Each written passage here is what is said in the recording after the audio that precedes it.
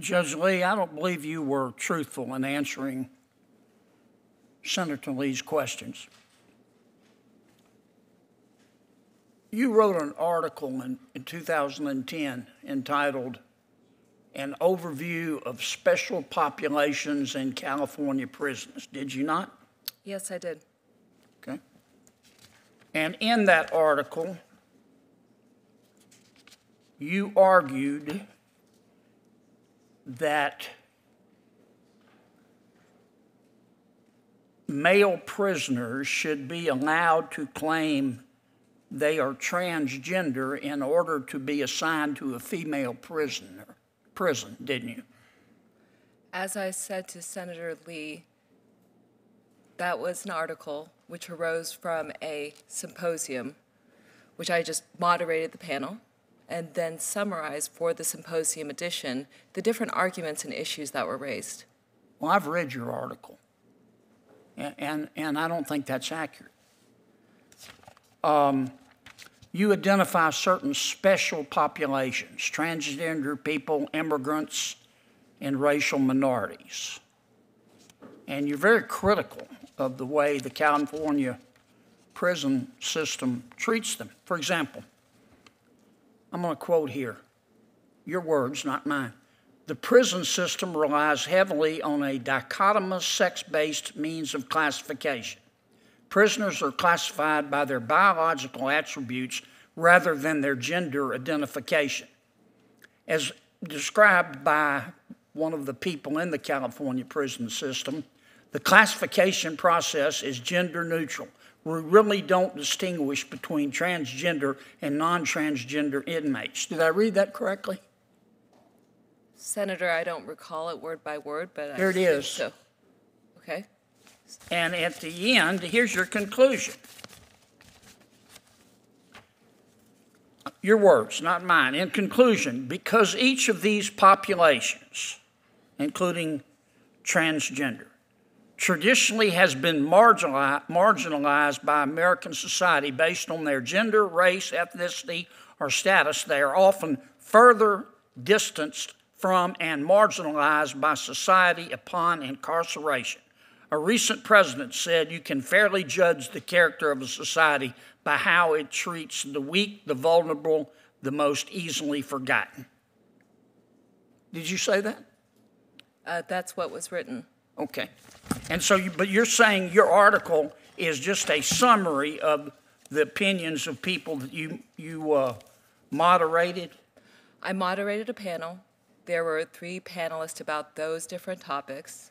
That's what was represented in terms of the issues. And well, let me just ask you, do you think that a male prisoner convicted in a court of law on a final judgment should be allowed to claim that he is transgender in order to be assigned to a female prison? Senator, as discussed earlier, the issue of assignment in facilities and such is one which is being actively litigated in California and may become before me. If I were to be now all of a sudden you can't answer it. You answered it in your law review article. Senator, you were for it.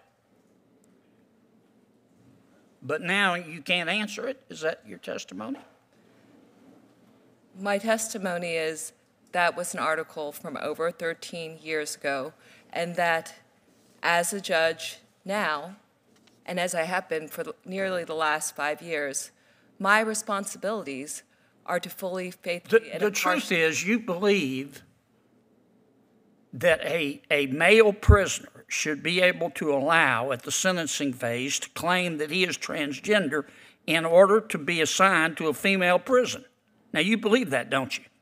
Senator. You wrote it. Again, that was a piece which summarized and came out of a symposium edition about the California prison crisis generally. You found it at Georgetown, the Georgetown Journal of Gender and Sexuality Law Journal, did you not? At Georgetown, I was one of the founding members. I didn't of the. Did you found it? Did you help found it? I was one of the initial founding group members. All right, and one of the first articles was entitled that you picked was entitled, quote, "The Politics of Eradication and Future of LGBT Rights." And in that article, you accused Republicans, or the article you chose accused Republicans of being influenced by, quote, "a desire to eradicate LGBT identities." Is that accurate? Senator, I was an articles editor in the first edition. You don't remember that article? I do not recall. I do not know whether or not I edited that. Okay, well, here's another article you picked.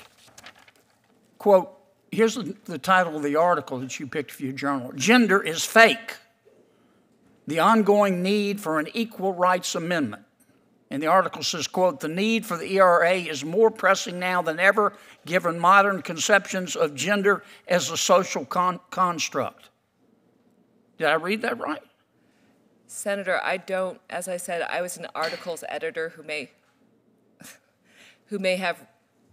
edited. Senator Durbin may save you here, but I don't think you've been honest with this committee, because I've read your writings. And I'd respect you a lot more if you stepped up to the plate and said, "This is what I believe." I might say to the Senator from Louisiana, my goal is to run the committee and not salvation. I believe the judge can speak for herself.